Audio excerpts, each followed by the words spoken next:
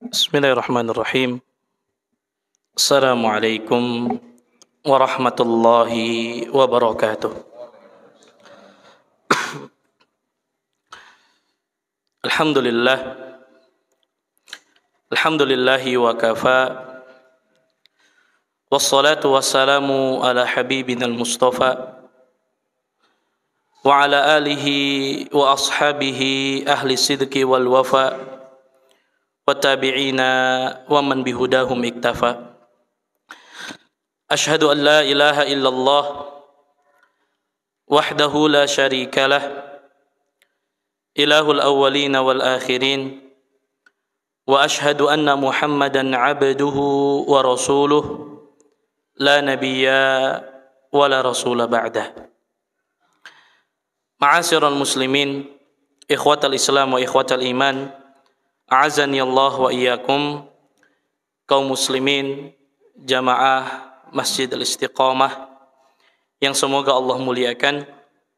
Alhamdulillah, kita senantiasa memuja dan memuji Allah Subhanahu wa taala atas segala limpahan nikmat serta karunia yang Allah anugerahkan kepada kita, sehingga alhamdulillah pada malam hari ini kita kembali dipertemukan oleh Allah Subhanahu wa taala di majlis ini, di rumah Allah Subhanahu wa taala yang penuh dengan keberkahan ini, di dalam rangka untuk menuntut ilmu agama, di dalam rangka saling mengingatkan kepada kebaikan dan ketaatan, dan saling nasihat menasehati pada kebenaran dan kesabaran, di mana alhamdulillah kita rutin melaksanakan kajian di pekan keempat di hari Ahad,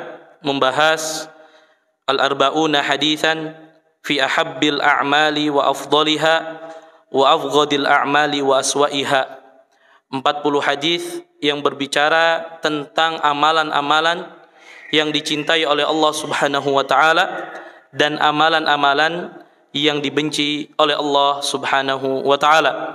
Mudah-mudahan apa yang sudah kita bahas bisa menjadi ilmu yang bermanfaat bagi kita, dan kita diberikan kemudahan oleh Allah untuk bisa mengamalkan ilmu yang kita dapatkan. Bapak dan Ibu sekalian jamaah kaum muslimin yang semoga Allah muliakan, insyaallah kita akan membahas pada malam hari ini satu hadis yang sangat penting untuk kita ketahui bersama, sebagaimana sudah kita bahas pada pembahasan-pembahasan sebelumnya tentang amalan-amalan yang dicintai oleh Allah Subhanahu wa taala. Kurang lebih mungkin 10 atau berapa pertemuan kita sudah bahas terkait amalan-amalan yang dicintai oleh Allah Subhanahu wa taala. Maka insyaallah malam ini kita akan masuk pada pembahasan hadis-hadis yang berbicara tentang amalan-amalan yang dibenci oleh Allah Subhanahu wa taala. Sebagaimana kita sampaikan pada pembahasan bulan yang lalu, bahwa terkadang seorang muslim hanya fokus untuk mencari amalan-amalan yang dicintai oleh Allah Subhanahu wa taala saja, tanpa memperhatikan bahwa di sana juga ada amalan-amalan yang dibenci oleh Allah. Harapannya ketika kita mengetahui ada amalan-amalan yang dibenci oleh Allah, maka kita berusaha untuk menjauhi dan meninggalkan amalan tersebut. Dengan harapan yang sama, mudah-mudahan dengan itu semua kita menjadi hamba yang dicintai oleh Allah Subhanahu wa ta'ala.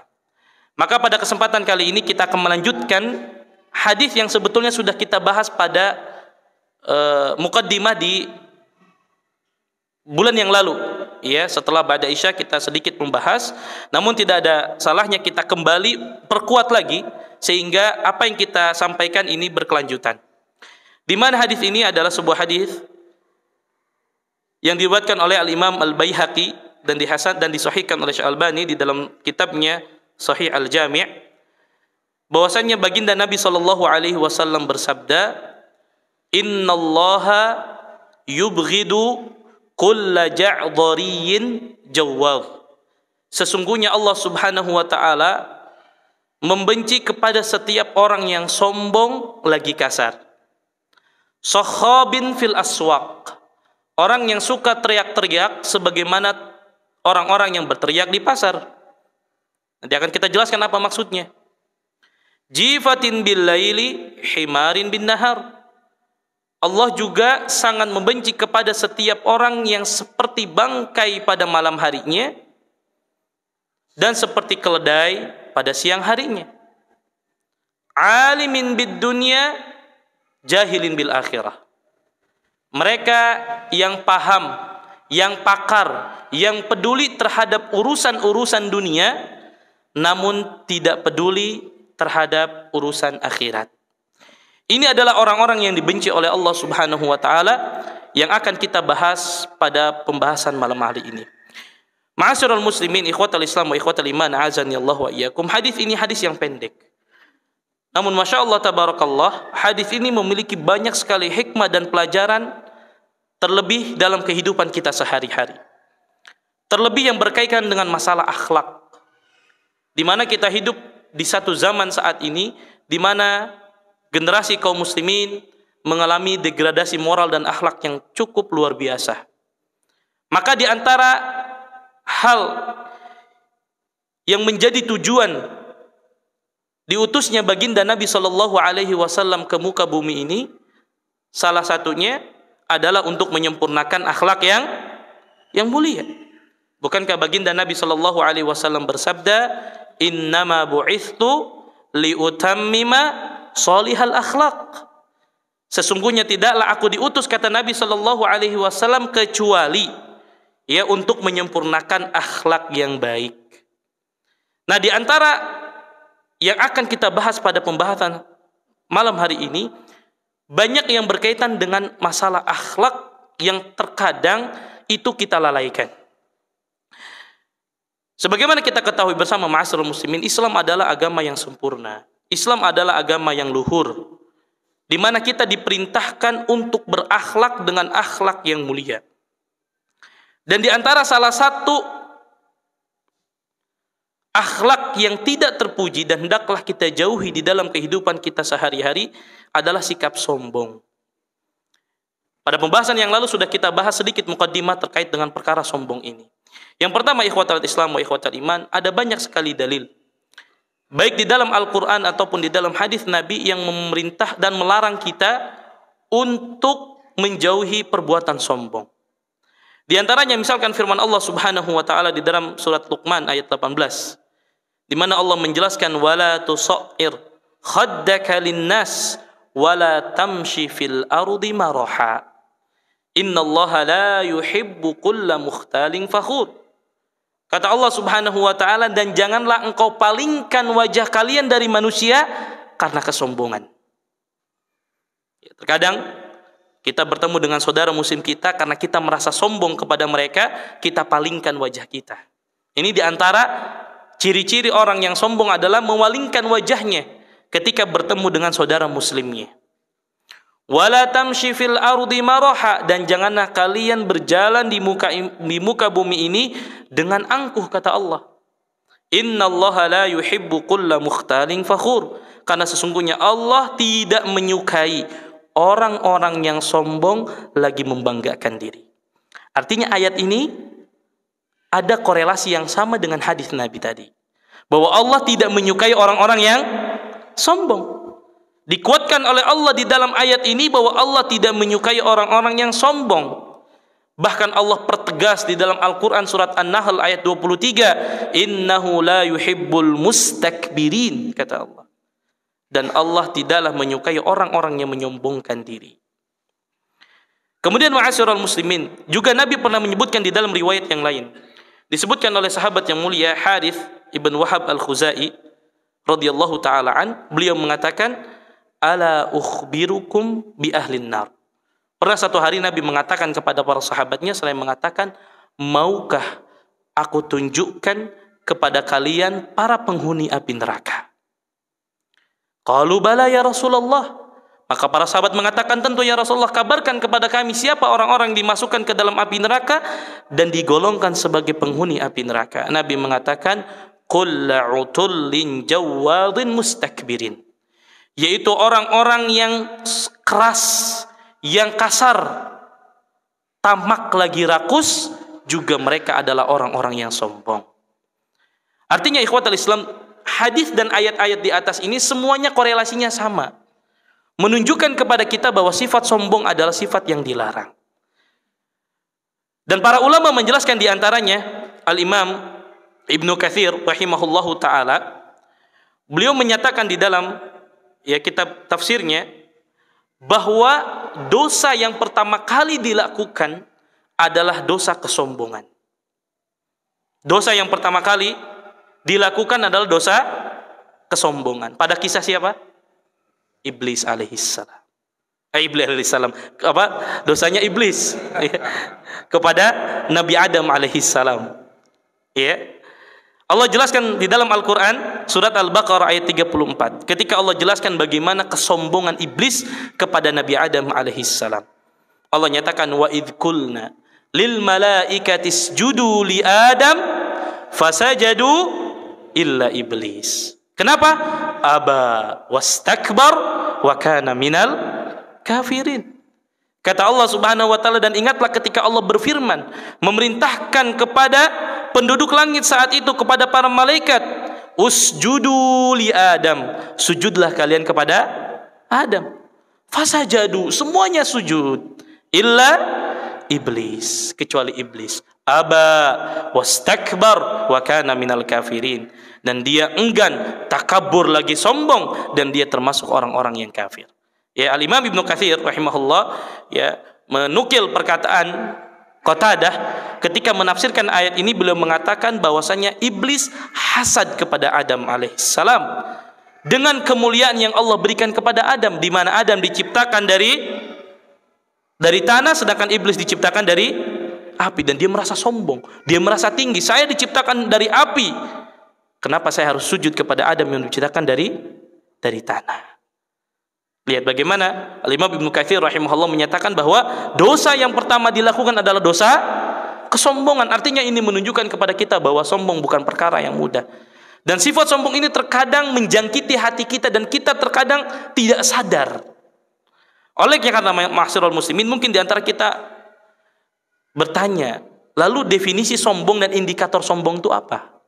Apakah sombong itu yang punya mobilnya yang mewah, punya rumah mewah, pakai baju yang bagus? Apakah seperti itu? Maka Nabi memberikan sebuah indikator yang luar biasa ketika Nabi mengatakan, la yadkhulul jannata man kana fi qalbihi mithqala dzarratin min kibr.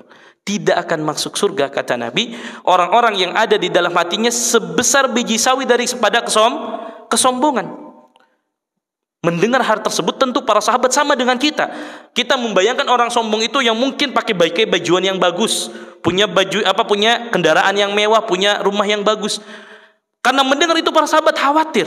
Waduh, kalau begitu apakah apa yang selama ini menjadi kebiasaan kita memakai pakaian yang bagus itu termasuk sombong? Maka seorang laki-laki dari para sahabat mengatakan, ya Rasulullah, innar rajula yuhibbu ayyakuna thawbuhu hasanan wa na'luhu hasanah.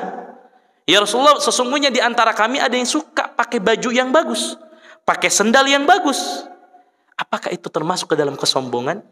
Ternyata Nabi mengatakan, innallaha jamilun yuhibbul jamal. Sesungguhnya Allah itu maha indah dan Allah menyukai keindahan. Artinya Nabi mengatakan, pakaian yang bagus yang kalian miliki, sendal yang bagus yang kalian miliki, bukan indikator kesombongan.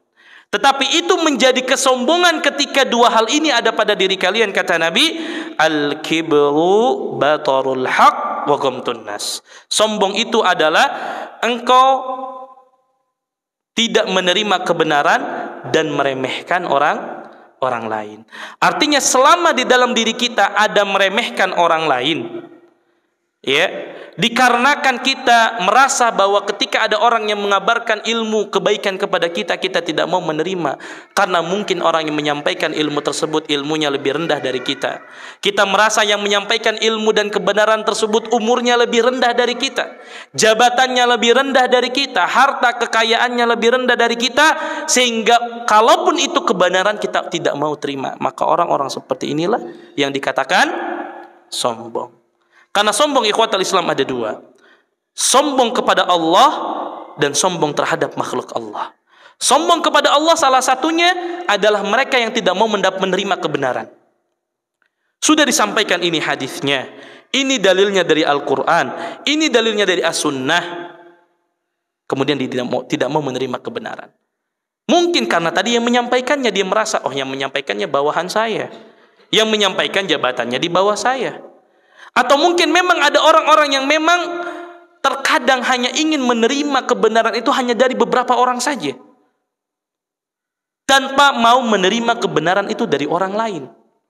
Maka di sini juga ada sifat kesombongan dalam diri kita. Kemudian yang kedua, sombong di antara manusia tadi, meremehkan, merendahkan orang lain. Meremehkan orang lain apa? Karena jabatannya, kekayaannya, fisiknya, tampangnya. Sehingga apa? Terkadang mereka meremehkan orang lain. Ikhwatul Islam wa ikhwatul iman, azani Allahu wa iyyakum. Di antara perkara yang banyak terjadi saat ini adalah di mana orang sombong karena tidak mau menerima kebenaran, padahal kebenaran itu sudah nyata, sudah jelas di depan mata. Terkadang kita, sebagian kaum muslimin, di antara bentuk kesombongannya adalah dia memilih-milih syariat yang menurut dia cocok. Sedang kalau tidak cocok dia tidak mau terima. Ya. Di antara bentuk kesombongan adalah orang-orang yang hanya menerima sebagian syariat, meninggalkan syariat yang lain. Oh ini cocok nih dengan logika akal saya, mau saya terima. Tapi kalau nggak cocok, oh ini dipertanyakan terus. Ikhwatul Islam, bahwa perlu kita fahami dan kita tanamkan dalam diri kita. Di antara bentuk konsekuensi kita mengatakan wa asyhadu anna Muhammadar Rasulullah, salah satu konsekuensinya adalah kita imtithalu awamirillahi wajtinabi nawahi, wa imtithalu awamirir rasul wajtinabu nawahi. Kita melaksanakan perintah Allah dan Rasulnya dan menjauhi larangan Allah dan Rasulnya tanpa memilih-milih. Maka di sini banyak di antara kaum muslimin yang ucapannya mengatakan, saya bersaksi bahwa Muhammad adalah utusan Allah. Tapi fakta dan realita kehidupannya, dia milih-milih syariat. Kalau ini syariat cocok dengan hawa nafsunya, baru dikerjakan. Kalau nggak cocok, diputar-putar, mana dalilnya? Sudah disampaikan dalilnya, oh ini begini, harusnya begini, begini, begitu. Maka ini tidak menunjukkan kesempurnaan iman kita. Kalau kita dikatakan ingin sempurna iman kita, kita ingin dikatakan sebagai seorang muslim yang baik, maka tidak boleh pilih-pilih dalam masalah syariat. Maka perhatikan firman Allah Subhanahu wa taala ketika Allah mengingatkan kita, di antara ciri seorang muslim yang sejati tidak akan memilih-milih syariat. Allah katakan dalam Al-Qur'an, wa ma kana lil mu'minin wala mu'minatin idza qadallahu wa rasuluhu amran an yakuna lahumul khiyaratu min amrihim. Tidak pantas, kata Allah, bagi mereka yang menyandang dirinya saya orang mukmin laki-laki, saya orang mukminah wanita. Idza qadallahu wa rasuluhu amran, apabila Allah sudah tetapkan satu perkara, Allah sudah syariatkan satu syariat, an yakuna lahumul khiyaratu min amrihim, mereka pilih-pilih. Oh ini sesuai logika saya. Yang enggak sesuai saya enggak mau terima.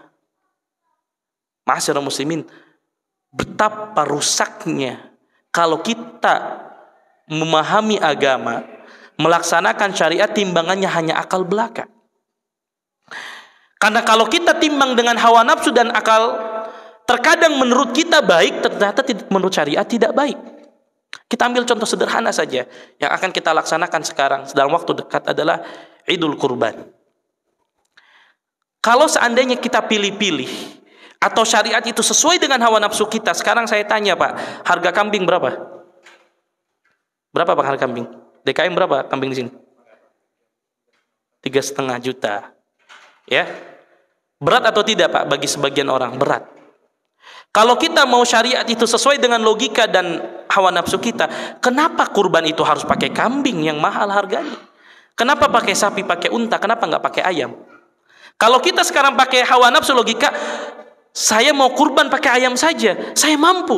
Tapi pertanyaannya boleh atau tidak? Tidak boleh, karena syariat sudah menetapkan. Maka tidak boleh kita pilih-pilih syariat yang menurut kita enak, menurut kita mampu, kita lakukan. Pas kita tidak mampu, kita nggak mau lakukan. Ya.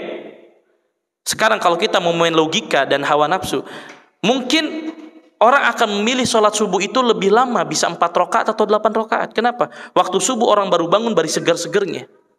Tapi kenapa sholat subuh justru 2 rakaat, sholat duhur 4 rakaat? Kalau itu yang kita kedepankan terus, semua kita komentari dalam masyarakat syariat. Padahal intinya dia nggak mau melaksanakan syariat.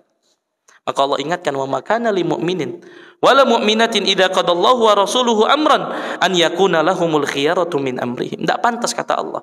Dia menyandang dirinya sebagai orang mukmin, mukminah, kemudian pilih-pilih syariat Allah Subhanahu wa taala. Kemudian ikhwatul Islam wa ikhwatul iman, a'azani Allahu wa iyyakum. Di antara juga ya perkara yang dilarang di dalam hal ini, di mana seorang mukmin ya tidak mau berhukum dengan hukum Allah, tidak mau berhukum dengan apa yang ditetapkan oleh Rasulnya. Ya, maka Allah mengingatkan di dalam Al-Quran, fala wa rabbika la yu'minun, kata Allah, hatta yuhakkimuka fima syajara bainahum thumma la yajidu fi anfusihim harajan mimma qadaita wa yusallimu taslima. Kata Allah, maka demi Tuhanmu, mereka pada hakikatnya tidak beriman, kata Allah, hatta yuhakkimuka fima syajara bainahum, hingga mereka menjadikanmu engkau wahai Muhammad sebagai hakim terhadap perkara-perkara yang mereka perselisihkan. Artinya hendaklah setiap kita berhukum dengan hukum yang diajarkan oleh Rasul sallallahu alaihi wasallam, dan hendaklah kita merasa ridha dengan segala syariat yang Allah syariatkan kepada kita. Ikhwatul Islam wa ikhwatul iman, selalu saya ucapkan berulang-ulang bahwa tidak ada satupun syariat yang disyariatkan pada agama kita melainkan pada maslahatnya akan kembali kepada siapa? Kepada kita. Kalau kita tahu hikmahnya, alhamdulillah, menjadikan iman kita makin bertambah, semangat kita makin ibadah. Kalau seandainya kita tidak tahu hikmah dari satu syariat, maka seperti kita yang penting adalah sami'na wa ata'na. Gak harus lagi berdebatkan, pertanyakan mana dalilnya, apa hukumnya dan sebagainya, kenapa ada syariat ini, apa hikmahnya syariat ini dan sebagainya. Kalau Allah dan Rasulnya sudah sebutkan hikmahnya, para ulama sebutkan hikmahnya, alhamdulillah, itu jadi motivasi bagi kita. Kalaupun tidak, yakinlah semua perintah Allah itu pasti baik. Dan sebaliknya, apa yang Allah larang pasti buruk. Gak ada satupun larangan kecuali pasti keburukannya akan kembali kepada kita. Oleh karena itu, ikhwatul Islam, hendaklah diantara kita berusaha untuk menjauhi ya sifat sombong, yaitu menolak kebenaran.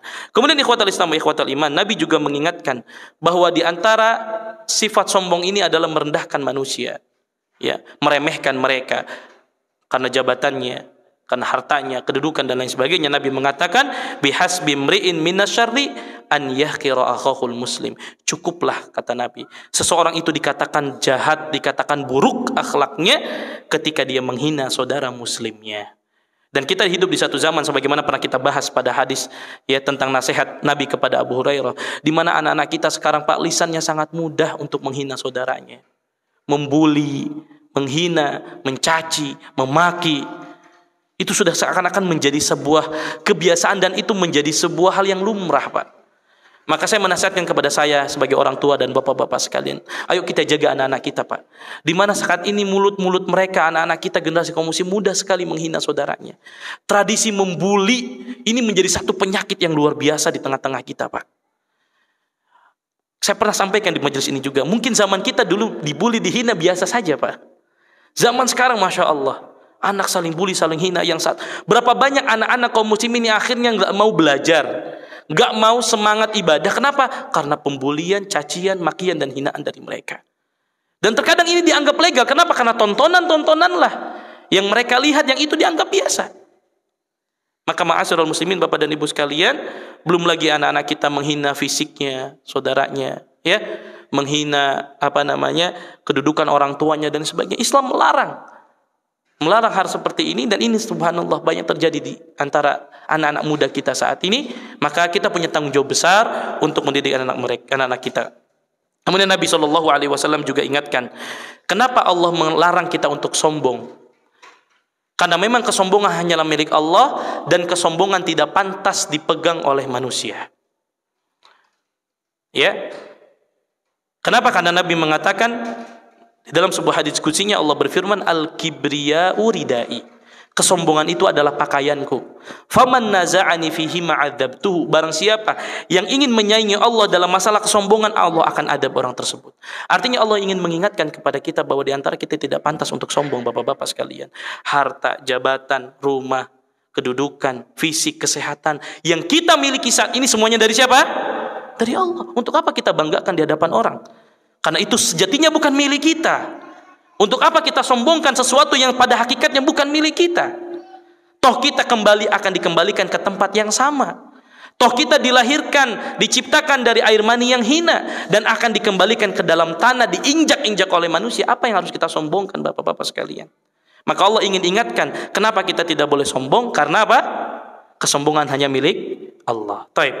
Kita masuk kepada poin yang kedua, di mana Nabi mengatakan bahwa di antara sifat yang dibenci adalah jawadhin, orang-orang yang kasar. Dan kita pernah bahas bahwa yang dimaksud dengan kasar di sini adalah kasar perkataan dan kasar dalam perbuatan. Allah sangat membenci orang-orang yang kasar di mulutnya dan kasar di perbuatannya. Lagi-lagi ma'asyiral muslimin, ini pun kita butuhkan di zaman saat ini, di mana anak-anak kita kaum muslimin terutama sangat mudah berucap dengan ucapan yang kasar. Saya kadang kaget bapak-bapak sekalian, anak-anak kita subhanallah, ya, ngomong kasar itu dari hal yang legal, hal yang biasa, dan orang tua menganggap biasa juga. Ini yang jadi masalah. Dan anak kita kasar bukan cuma di mulut, di perangai dan di perbuatannya. Cekcok sedikit main pukul. Coba kita lihat berapa banyak terjadi kasus tawuran di tengah-tengah umat dikarenakan memang sifat mereka yang sudah tidak ada lagi kelembutan di dalam hati mereka. Dan kadang orang tua pun membiarkan hal seperti ini, bapak-bapak sekalian. Bahkan berulang kali kita sampaikan di majelis ini, satu tetes darah kaum muslimin yang tumpah itu sangat berharga.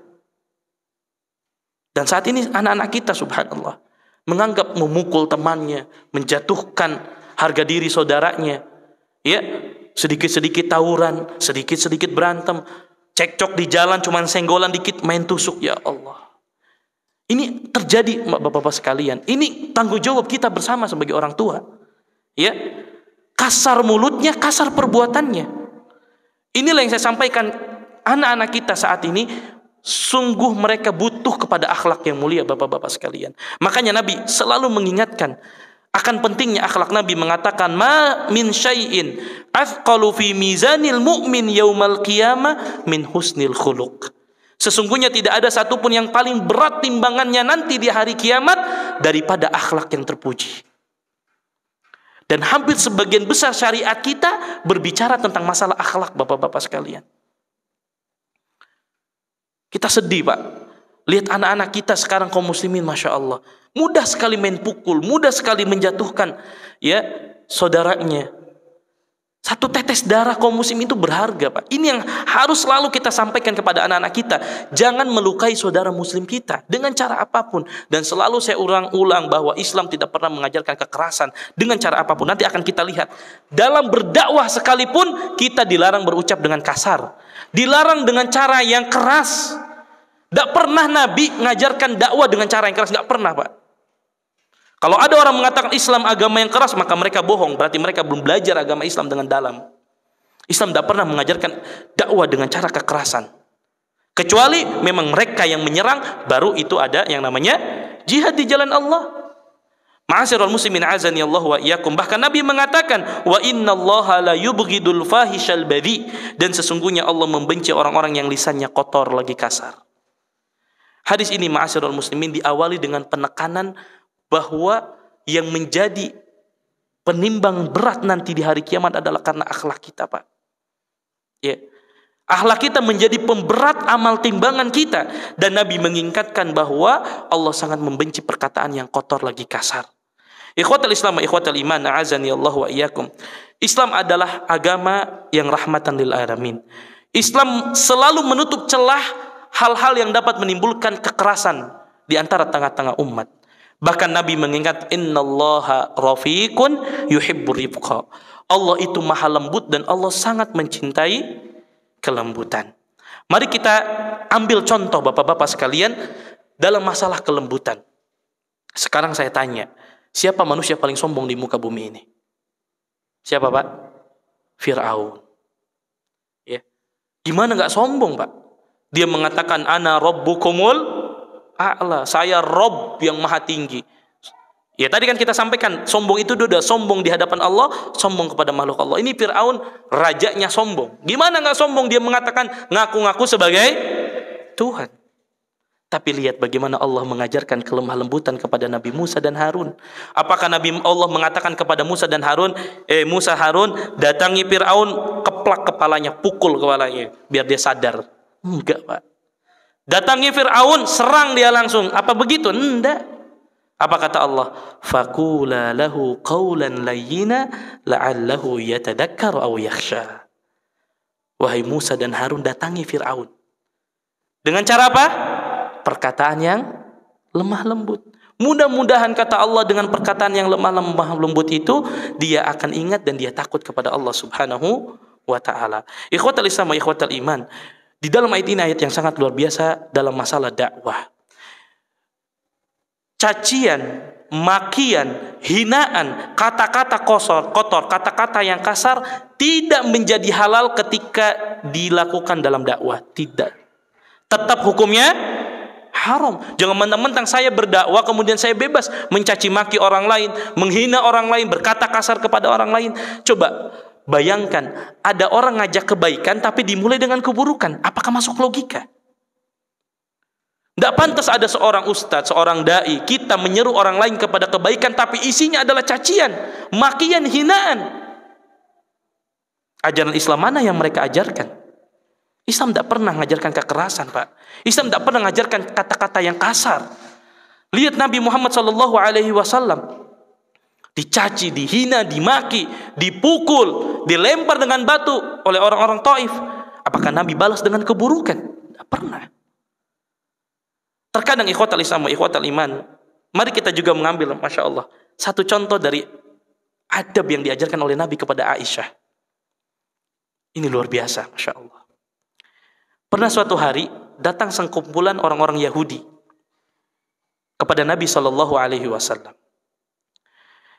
Sebagaimana diceritakan oleh Bunda Aisyah radhiyallahu taala anha, atan Nabiyya sallallahu alaihi wasallam unasun minal yahud faqalu assalamu alayka ya Abul Qasim.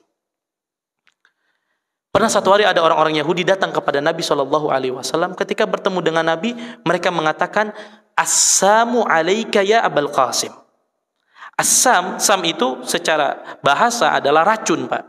Artinya apa? Semoga keburukan menimpamu wahai Abul Qasim. Siapa Abul Qasim? Nabi. Didoakan keburukan Pak sama orang Yahudi. Pertanyaan Pak sekarang, kalau tiba-tiba Bapak lagi duduk, ada datang orang menghina Bapak di samping istri Bapak. Pertanyaan saya, siapa yang lebih marah Pak? Biasanya istri, Pak. Karena kecintaan istri kepada suami. Tidak terima kalau suaminya dihina, benar nggak Pak? Ini terjadi pada Ibunda Aisyah radhiyallahu taala anha. Ketika mendengar Nabi dihina, Pak, ya kata orang Yahudi, assalamu alayka ya Abul Qasim. Semoga keburukan menimpa engkau wahai Abul Qasim. Semoga kehancuran menimpa engkau wahai Abul Qasim. Apa kata Nabi? Nabi nggak balas caci maki. Nabi cuma bilang wa'alaikum. Semoga itu pun terjadi pada kalian. Sampai di situ Pak. Nggak terima Aisyah. Wajar Pak, istri Pak. Ya. Perempuan biasanya lebih mengena tuh ke hati kalau ada orang menghina Pak. Beda sama laki-laki. Tingkat bapernya lebih tinggi, bener nggak Pak? Nggak terima dia ada menghina Rasulullah. Dia bilang, ya kata Aisyah radhiyallahu taala anha, qultu bal alaikum sam wa dham. Kata Aisyah, semoga keburukan menimpa engkau dan kehinaan menimpa engkau. Ditambahin lagi sama Aisyah. Lihat Pak, akhlak Nabi SAW. Melihat seperti itu bukan Nabi mengatakan, oh Masya Allah nih, bagus enggak, bela saya. Apa kata Nabi? Faqala Rasulullah SAW, ya Aisyah, la takuni fahishah. Lihat Pak, akhlak Nabi. Wahai Aisyah, jangan kau kotori lisanmu wahai Aisyah. Ya, faqalat ma sami'ta ma qalu, kata Aisyah. Ya Rasulullah, engkau nggak dengar apa yang diucapin orang-orang Yahudi? Dia ngedoain keburukan ya Rasulullah. Saya nggak terima. Kenapa engkau tidak ucapkan ya alaikumussalam wadzam? Ya. Apa kata Nabi? Awalaisa qad radattu alaihim alladhi qalu qultu alaikum. Wa Aisyah, sudah cukup. Bukankah aku sudah mengatakan alaikum? Dia mendoakan keburukan kepadaku, semoga itu juga balik kepada mereka. Udah cukup. Udah usah ditambahin lagi yang aneh-aneh. Lihat Pak. Allahu Akbar. Nabi Pak. Ini ngajarin akhlak. Padahal siapa Pak yang diucapin ini Pak? Orang Yahudi. Bahkan disebutkan di dalam riwayat yang lain bahwa Ibunda Aisyah radhiyallahu taala anha ya mengatakan kalimat yang lain, ya, mendoakan keburukan yang lain, sehingga keluarlah dari kata-kata Aisyah alaikumussalam wa ghadiballahu alaikum wa la'natuhu ya ikhwatal qiradata wal khanazir. Disebutkan di riwayat yang lain, Aisyah mengatakan, semoga keburukan menimpa kalian, semoga murka Allah menimpa kalian, semoga laknat Allah menimpa kalian, wahai saudara-saudara, mohon maaf akramakumullah, anak-anak babi dan anak-anak monyet. Kira-kira pertanyaan saya Pak, apa yang disampaikan Aisyah benar atau salah Pak? Isinya kan benar semua. Allah melaknat siapa? Orang-orang Yahudi. Dan Allah jadikan mereka, ya, sebagiannya menjadi apa? Al-qiradah wal khanazir. Tapi dilarang Pak sama Nabi SAW. Kita perhatikan ucapan Aisyah sebetulnya tidak ada yang salah.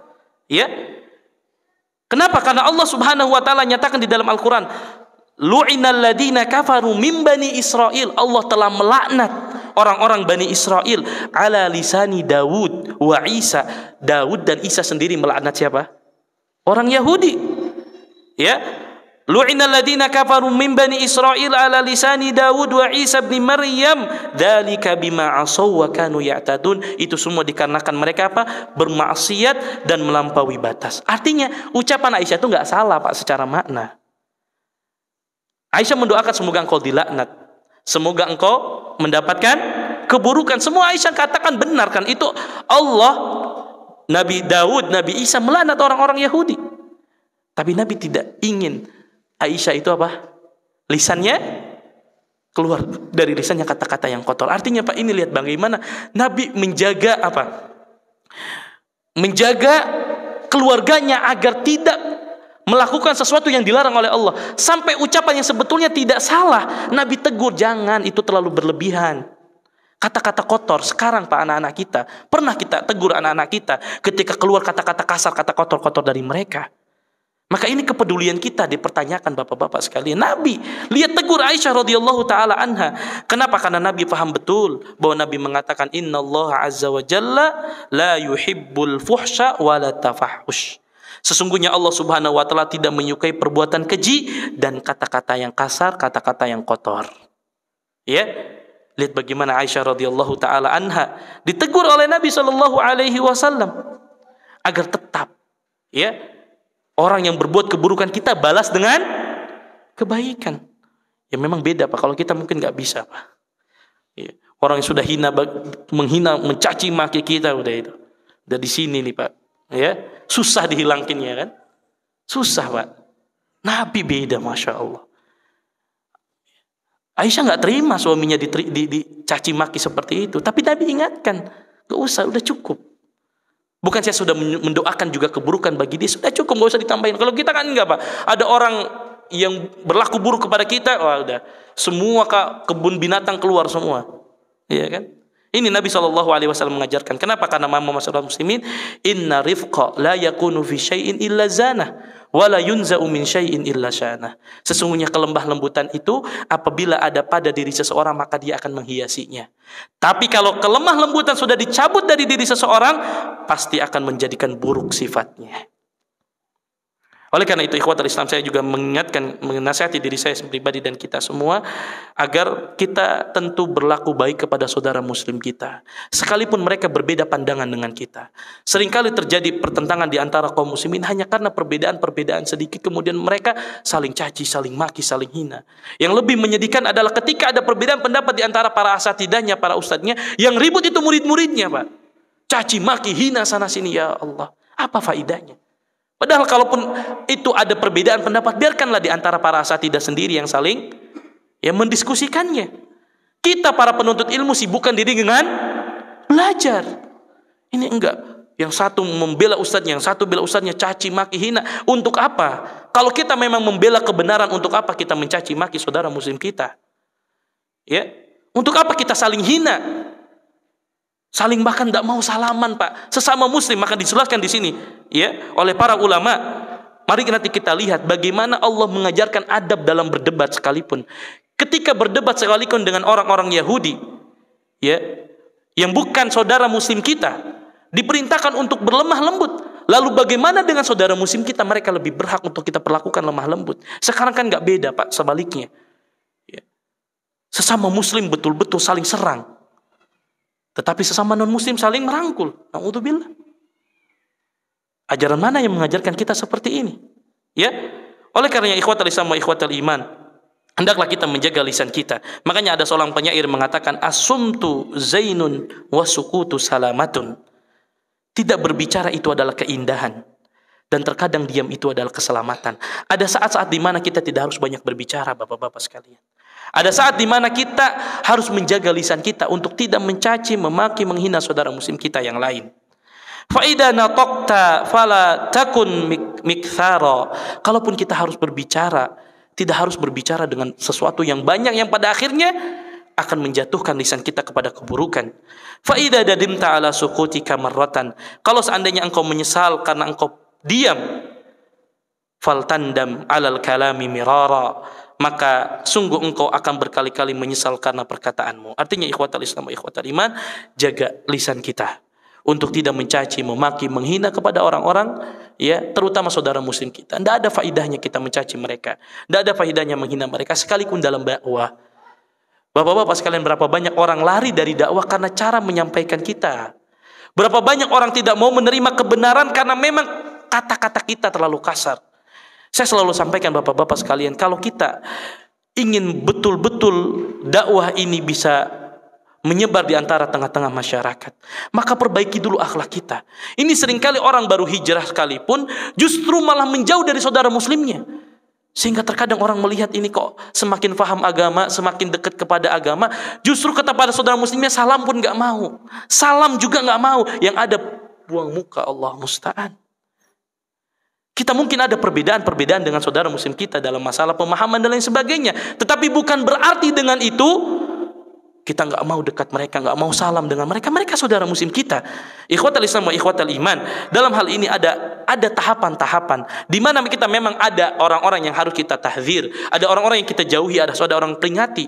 Tapi orang-orang awam yang mereka nggak punya pengetahuan kecuali hanya mengikuti orang-orang, ini tidak kita perlakukan juga sama. Ini terkadang berbeda sedikit, ya. Sholat pun nggak mau, nempel, Pak. La haula wala quwata illa billah. Ya. Kita saudara muslim sama, Pak, bersaudara. Saya selalu sampaikan, perlakukan saudara kita sebagaimana dulu kita belum mengetahui agama ini dengan benar. Mungkin mereka jauh dari agama, jarang datang ke masjid, nggak hadir kajian, karena mungkin mereka nggak tahu ilmunya. Sama dulu seperti kita belum tahu. Maka perlakukan mereka saudara muslim kita, rangkul mereka, ajak mereka kepada kebaikan. Tapi kalau sudah ajak mereka tidak mau, ya sudah, antara dia dengan Allah subhanahu wa ta'ala. Artinya apa? Jangan sampai kita sesama saudara muslim kita, subhanallah, saling caci, saling hina, saling maki, tidak saling rangkul, ya Allah.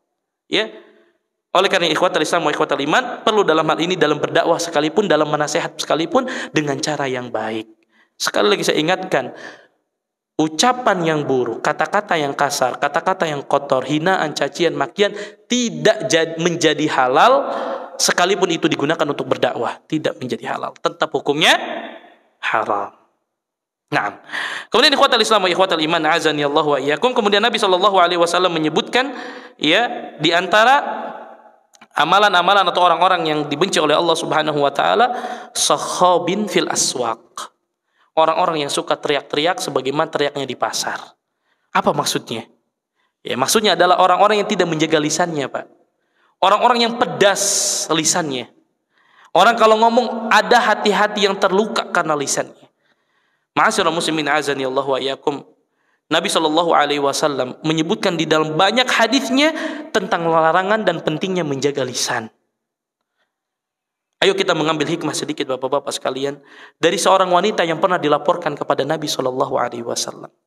Seorang wanita yang rajin sholat malamnya, seorang wanita yang rajin sedekahnya, seorang wanita yang amalan-amalan sunnahnya luar biasa. Tetapi ada satu perbuatan dia yang banyak menyakiti hati-hati manusia karena lisannya. Apa kata Nabi? Hiya min ahlin nar. Na'udzubillah. Wanita tersebut termasuk penghuni api neraka. Bayangkan, sholatnya rajin, puasanya rajin, sedekahnya rajin, amalan sunnahnya rajin, tapi ada satu amalan yang menjadikan banyak orang yang terluka hatinya. Karena apa? Karena lisannya. Bapak-bapak sekalian, lisan ini bukan perkara yang mudah bapak-bapak sekalian. Kita semua akan dimintai pertanggungjawabannya di hadapan Allah tentang ucapan yang kita ucapkan. Jangan sampai ada hati-hati yang terluka, hati-hati yang tergores karena lisan kita bapak-bapak sekalian. Karena sejatinya seorang mukmin yang baik adalah yang menjaga lisannya. Nabi mengatakan, "Laisal mu'minu bit-ta'an walal la'an walal fahish walal badi." Seorang mukmin itu bukanlah yang suka mencela. Seorang mukmin itu bukanlah yang suka melaknat. Seorang mukmin itu bukan yang suka berkata yang kotor. Kalau kita ingin dikatakan seorang mukmin yang sejati, maka jaga lisan kita sehingga mudah-mudahan Allah Subhanahu wa taala memberikan kemudahan bagi kita semua untuk berakhlak dengan akhlak yang mulia. Insyaallah taala kita lanjutkan setelah adzan sambil menunggu iqamah. Wallahu taala alam wa sallallahu ala nabiyina Muhammad.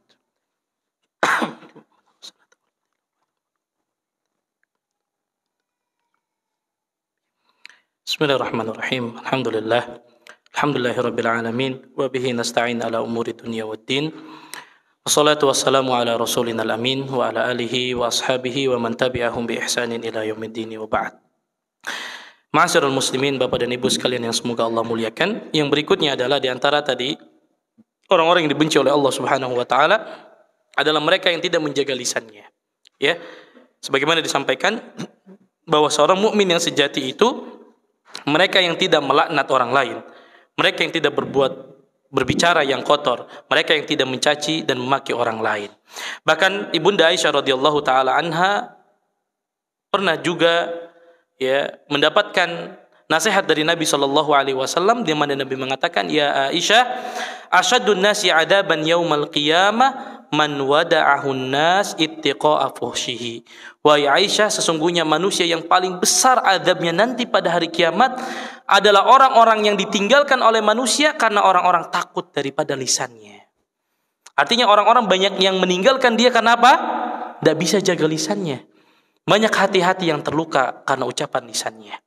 Ikhwatal Islam wa ikhwatal iman wa azani Allahu wa iyyakum. Allah Subhanahu wa taala menyebutkan di dalam banyak ayat tentang larangan untuk berbicara dengan ucapan yang buruk. Allah katakan, la yuhibbullahul jahra bis-su'i minal qawli illa man zulim wa kana Allahu sami'an alima. Ini juga penting. Satu ayat yang menjelaskan kepada kita bapak-bapak sekalian bahwa ucapan buruk tidak boleh hukum asalnya kita ucapkan kecuali mereka yang dizalimi. Ya, kata Allah, la yuhibbullahul jahra bis-su'i minal qaul. Allah tidak menyukai ucapan yang buruk yang diucapkan dengan terus terang. Illa man zulim, kecuali orang yang dizalimi. Wa kana Allahu sami'an alima. Di dalam ayat ini memberikan kepada kita bapak-bapak sekalian, memberikan pelajaran penting bahwa hukum asal seorang mukmin tidak boleh mengucapkan keburukan kecuali saat kita dizalimi. Itu pun tidak secara membabi buta. Sebagaimana tadi Nabi dihina oleh siapa? Orang Yahudi. Assamu alaika ya Abul Qasim, semoga keburukan, kehancuran menimpamu. Maka Nabi doakan keburukan kembali. Alaikum bissam, semoga engkau juga mendapatkan keburukan. Nabi terdolimi atau tidak? Terdolimi. Maka orang yang terdolimi boleh mendoakan keburukan bagi orang yang mendoliminya. Ya, sebagaimana Nabi SAW jelaskan di dalam sebuah hadisnya, la yuhibbullah an yad'uwa ala ahadin illa an yakuna madluman. Sesungguhnya Allah tidak menyukai seorang hamba yang mendoakan keburukan kepada orang lain kecuali dia dalam keadaan terdolimi. Kalau kita terdolimi Pak, boleh doakan keburukan. Maka inilah yang diwanti-wanti oleh Nabi. Hati-hati Pak, jangan sampai kita mendolimi orang lain. Kenapa? Kalau kita zalimi orang lain, khawatir orang yang kita zalimi doakan keburukan yang lebih pada kita, Pak. Makanya kata Nabi apa? Wattaqu da'watal mazlum. Hati-hatilah kalian dengan doa orang-orang yang terzalimi. Fa innahu laisa bainahu wa bainallahi hijab. Karena tidak ada hijab antara dirinya dari orang yang terzalimi dengan Allah itu pembatas, tidak ada. Artinya doa orang yang terzalimi itu apa? Mustajab. Ini juga di antara bentuk ada pengecualian kalau kita didolimi boleh kita doakan keburukan, Pak. Ya, kita boleh doakan keburukan kepada orang yang mendolimi, tetapi tentunya yang terbaik adalah kita memaafkan, walaupun ini berat. Gak semua kita diberikan kemudahan oleh Allah untuk memaafkan orang yang mendolimi kita. Ya, kemudian ikhwatal Islam wa ikhwatal iman, azani Allahu wa iyyakum. Ya, ini juga menunjukkan kepada kita bahwa menjaga lisan adalah perbuatan yang perlu kita tanamkan, bapak-bapak sekalian. Berapa banyak ya orang-orang yang tergelincir ke dalam api neraka karena dia tidak bisa menjaga lisannya. Nabi SAW mengatakan, innal abda la yatakallamu bil kalimah ma yatabayyanu fiha yazillu biha finnar ab'ada ma bainal masyriq. Kata Nabi SAW, sesungguhnya ada seorang hamba yang mengucapkan satu kalimat tanpa dia pikirkan terlebih dahulu. Asal ucap, asal dia sampaikan. Karenanya dia terlempar ke dalam siksa api neraka sejauh jarak antara timur dan barat. Naudzubillah. Ini diantara pelajaran penting bagi kita untuk menjaga lisan kita. Kemudian Nabi SAW menyatakan diantara sifat orang-orang yang dibenci oleh Allah Subhanahu Wa Taala, jifatin bil laili himarin bin nahar.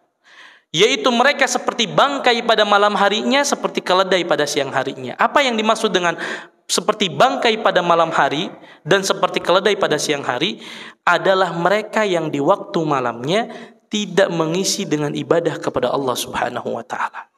Artinya rutinitasnya malam ngobrol, melihat sesuatu yang sia-sia, tidur, sudah. Itu Nabi sampaikan orang-orang seperti ini seperti apa? Seperti bangkai. Ya, bangkai itu apa? Tidak ada manfaat, Pak. Ya, kerjanya cuma tidur aja udah, tidur bangun udah. Artinya malamnya nggak dipakai buat ibadah kepada Allah Subhanahu Wa Taala. Makanya bapak-bapak sekalian, pernah satu hari Imam Ahmad ditanya tentang seseorang yang tidak pernah melaksanakan sholat witir ya di dalam kehidupannya. Tentang seorang laki-laki yang pernah sholat witir. Artinya sholat witir itu berarti nggak pernah bangun tengah malam, Pak. Atau minimal kalaupun dia nggak bisa bangun ba'da isya dia sholat witir, dia nggak pernah. Apa kata Imam Ahmad? Fahuwa rajulun su. Laki-laki yang seperti ini laki-laki yang buruk. Ini juga nih penting nih buat bapak-bapak ya, yang mungkin sedang mencari calon menantu untuk anak-anaknya. Kalau mau cari calon menantu, Pak, tanya dulu rajin sholat malam nggak? Kalau rajin sholat malam, insya Allah orang yang soleh, Pak. Tapi kalau dia nggak pernah sholat malam, tanda-tanda keburukan pada dirinya. Kalau kerjanya tidur aja, Pak. Nanti gimana anak kita nanti kalau sudah menikah dengan dia? Tidur aja udah kerjanya, Pak. Ya, ini contoh juga, Pak. Maka Imam Ahmad melabeli orang yang jalan sholat malam pasti laki-laki yang buruk. Ini penting nih buat bapak-bapak mau nyari menantu. Ini kan nyarinya menantu, Pak, ya, bukan nyari istri lagi, nyarinya menantu. Ya. Ya, cari buat menantu, carinya yang rajin sholat malam. Ya. Naam. Kemudian makanya Allah Subhanahu wa taala berfirman menyifati sifat ibadur rahman. Di antara sifat ibadur rahman walladzina yabituna li rabbihim sujada wa qiyama. Di antara sifat mereka adalah senantiasa sujud, berdiri, bermunajat kepada Allah Subhanahu wa taala. Jadi ibadur rahman, hamba yang dicintai oleh Allah, pasti dia tengah malam bangun bermunajat kepada Allah Subhanahu wa taala. Kenapa? Karena waktu malam adalah waktu yang paling baik, waktu yang paling sehat, waktu yang paling jernih untuk kita berpikir, Pak. Ya, Allah Subhanahu wa taala menyatakan dalam Al-Qur'an surat Al-Muzammil, "Inna nasyi'atal laili hiya ashaddu wat'aw wa aqwamu qila." Sesungguhnya ibadah di waktu malam lebih menguatkan hati. Makanya, Pak, kalau kita ingin curhat-curhat kepada Allah malam hari, Pak. Ya, kalau kita ingin menambah hafalan, menguatkan hafalan kita, bangun tengah malam baca hafalan Al-Qur'an kita, itu lebih kuat. Makanya para penghafal Al-Qur'an kalau ingin kuat hafalannya itu bangun tengah malam murojaah sambil dibawa baca Al-Qur'an, baca salat dibawa salat, Pak. Ya, wa aqwamu qila, dan itu ibadah yang terbaik kata Allah Subhanahu wa taala. Kenapa? Jauh dari sifat riya. Malam-malam siapa yang mau lihat kita ibadah, Pak? Ya. lebih jauh dari fatria, lebih khusyuk kita dalam ibadah, pikiran kita lebih tenang karena kita baru tidur kemudian bangun. Ya. Dan Allah banyak sekali menjelaskan dan memuliakan orang-orang yang bangun di tengah malam. Kemudian Nabi mengatakan himarin bin nahar. Orang-orang yang buruk itu, Bapak-bapak sekalian, adalah orang-orang yang seperti keledai pada siang hari. Apa maksudnya keledai siang hari? Malas, Pak. Ini adalah sifat orang-orang yang tidak mau bekerja dan mencari nafkah. Dan Allah sangat membenci kepada laki-laki yang siang harinya hanya kerjanya tidur bermalas-malasan. Mereka seperti keledai. Keledai itu Pak nggak mau jalan kecuali dipukul. Makanya ada satu pepatah yang mengatakan al-labibu bil isyarati yafham wal himaru bid darbi yaf'al. Orang berakal itu pakai satu isyarat mau dia melakukan. Tapi himar dipukul dulu baru jalan. Ya silakan, mungkin di kita jarang lihat keledai ya. Lihat bapak keledai itu dipukul dulu baru jalan dia. Nggak dipukul nggak jalan. Dan banyak sekali ayat dan hadis yang menjadikan perumpamaan orang bodoh itu seperti keledai. Bawa banyak barang di atas pundaknya tapi nggak tahu, nggak paham apa yang ada di pundaknya. Padahal di pundaknya itu kitab ilmu, dia nggak tahu. Ya, saya mohon menambahkan sedikit waktu. Ya. Bahwa bapak-bapak sekalian yang semoga dirahmati oleh Allah Subhanahu wa taala, kemuliaan seorang laki-laki ada pada dua, Pak. Malamnya dia beribadah salat malam, paginya dia cari nafkah. Kemuliaan seorang laki-laki ada pada dua. Bangun malam tengah hari, pagi harinya mencari nafkah.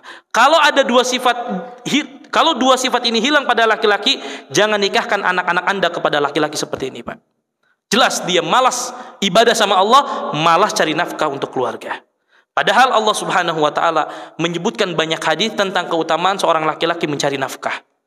Ya, disebutkan dalam sebuah hadis bahwa sedekah yang kita keluarkan di jalan Allah, sedekah yang kita keluarkan untuk fakir miskin, sedekah yang kita keluarkan ya untuk kita berikan kepada orang-orang yang membutuhkan, itu lebih besar pahalanya sedekah yang kita berikan untuk siapa? Keluarga kita. Ini anjuran dari Nabi SAW agar para lelaki, para suami semangat mencari nafkah. Mencari nafkah memang tidak mudah. Makanya Allah ingatkan, di antara wasilah kita mendapatkan rezeki yang halal, bertawakal kepada Allah. Kata Nabi, "Lau annakum tatawakkaluna 'ala Allahi haqqa tawakkuli, la razaqakum kama yarzuqut thair taqdu himasan wa taruhu bitana." Seandainya kalian bertawakal kepada Allah dengan sebenar-benarnya tawakal, maka pasti, kata Allah, kata Nabi, pasti Allah akan memberikan rezeki kepada kalian sebagaimana burung, Pak. Ya, taqdu himasan wa taruhu bitana. Burung nggak punya akal, nggak punya kemampuan apa-apa kecuali Allah yang berikan kemampuan tersebut. Pergi pagi hari dalam keadaan perut kosong, pulang petang hari dalam keadaan kenyang. Itu sifat yang harus kita miliki, bapak-bapak sekalian, bertawakal kepada Allah. Dan ada banyak dalil ya perintah dari Allah agar setiap laki-laki keluar dari rumah mencari rezeki. Allah katakan fa idza qudiyatis sholatu fantashiru fil ardh, kata Allah. Maka apabila sholat telah selesai kerjakan, maka bertebarlah kalian di muka bumi ini ya mencari rezeki di jalan Allah Subhanahu wa taala. Ini juga lagi-lagi bapak-bapak sekalian, Allah sandingkan ibadah dengan mencari rezeki. Artinya bukan berarti orang soleh itu yang ibadah terus, Pak. Dunianya nggak dipikir, yang salah juga. Allah ingin menyatakan bahwa seorang mukmin yang baik ibadah malamnya rajin, ketaatan-ketaatan dilakukan, tetapi dunia juga untuk menjadi kebutuhan dia hidup di dunia tidak ditinggalkan. Ini luar biasa Bapak sekalian. Sebenarnya masih banyak pembahasan terkait hal ini. Ya, perintah bagaimana Nabi memerintahkan kepada kita untuk tidak meminta-minta. Kemuliaan seorang laki-laki itu pada bekerja. Sebagaimana para Nabi dulu punya pekerjaan. Ya, para Nabi di antara mereka ada yang jadi tukang kayu, jadi tukang besi, yang mengembala kambing. Maka ya ini menjadi motivasi bagi kita para suami untuk senantiasa ya mencari rezeki. Terakhir saya tutup kajian saat ini supaya selesai pembahasannya, yaitu dengan sifat yang kelima yang dibenci oleh Allah Subhanahu wa taala, alimin bid dunya jahilin bil akhirah, yaitu orang-orang yang pakar urusan dunia, peduli urusan dunia tapi lalai urusan akhirat, Pak. Maka saya sangat bersyukur, Pak, ketika kita ada banyak kajian saat ini. Bapak-bapak peduli hadir di kajian ilmu, itu menunjukkan bapak-bapak peduli terhadap urusan akhirat. Makanya saya sebutkan tadi, lihat bagaimana Nabi selalu menyandingkan ibadah tapi juga tidak melupakan akhirat. Waktunya kajian ya kajian, waktunya sholat, waktunya ibadah, waktunya kerja ya bekerja. Ya. Dan Allah membenci orang-orang yang terlalu sibuk dengan urusan dunia, lupa sama Allah. Ya, Allah Subhanahu wa taala menyebutkan sifat mereka di dalam Al-Qur'an, alladzina yastahibbunal hayatad dunya 'alal akhirah. Mereka orang-orang yang hanya mencintai dunia atas kehidupan mereka akhirat. Ada orang-orang yang kajian enggak pernah, salat di masjid berjamaah enggak pernah. Hidupnya dunia, baru di akhir dia ingat. Perhatikan firman Allah Subhanahu wa taala. Akan datang satu penyesalan di mana mereka nanti menyesal dan Allah katakan enggak berguna penyesalan kalian. Yauma yatadakkarul insanu wa anna lahu dzikra. Ingatlah satu hari di mana manusia mengingat. Dia ingat, ya Allah, kenapa dulu saya lalai, kenapa lalai. Tapi Allah ingatkan, wa anna lahu dzikra. Tidak bermanfaat ingatan kalian saat ini. Yaqulu ya laitani qaddamtu li hayati. Ya Allah, sekiranya kenapa dulu saya tidak berbuat amal soleh untuk akhiratku. Baru mereka nyesel. Kapan Pak nyeselnya? Nanti di akhirat. Maka alhamdulillah kita diberikan kemuliaan oleh Allah, diberikan kemudahan oleh Allah untuk peduli terhadap urusan akhirat, yaitu dengan hadir di kajian ilmu. Mudah-mudahan ini wasilah bagi kita. Di antara bentuk wasilah kita yaitu kita peduli dengan akhirat kita dan kita tidak melupakan dunia kita. Wallahu ta'ala alam wa sallallahu ala nabiyina Muhammad. Saya kira cukup pembahasan kita terkait dengan hadis ini. InsyaAllah ta'ala pada bulan berikutnya kita akan melanjutkan ya di antara hadis-hadis yang dicintai dan dibenci oleh Allah Subhanahu wa taala. Wallahu ta'ala alam wa sallallahu ala nabiyina Muhammad. Subhanakallahumma bihamdika asyhadu an la ilaha illa anta astaghfiruka wa atubu ilaik. Assalamualaikum warahmatullahi wabarakatuh.